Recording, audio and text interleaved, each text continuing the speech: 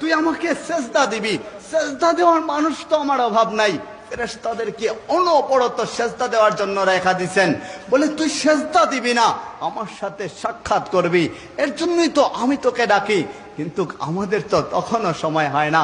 যখন জোহরের সময় হয়ে যায়, মালিক তখনও আমাদেরকে ডাকতে থাকেন, তখনও আমাদের সময় হয় না।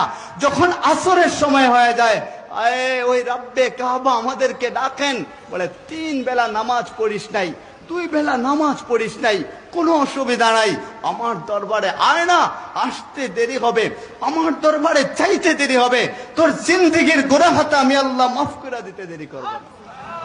আল্লাহ মাফ করে দিবেন। তো আমাদের মুহূর্তটার সন্নিকটে, কুল্লু নাফসিন যায়িকাতুল মাউত, প্রত্যেকটা প্রাণী কিন্তু মৃত্যুর স্বাদ আস্বাদন করতে।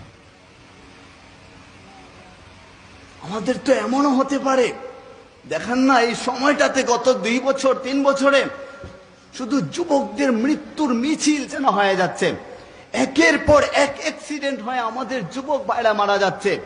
এমনও তো হতে পারে আজকে আমি এখানে উপস্থিত হয়েছি, আগামীকালকে আর এই এলাকায় থাকবো না, আমাদের অবস্থানটা হয়ে যাবে কবর।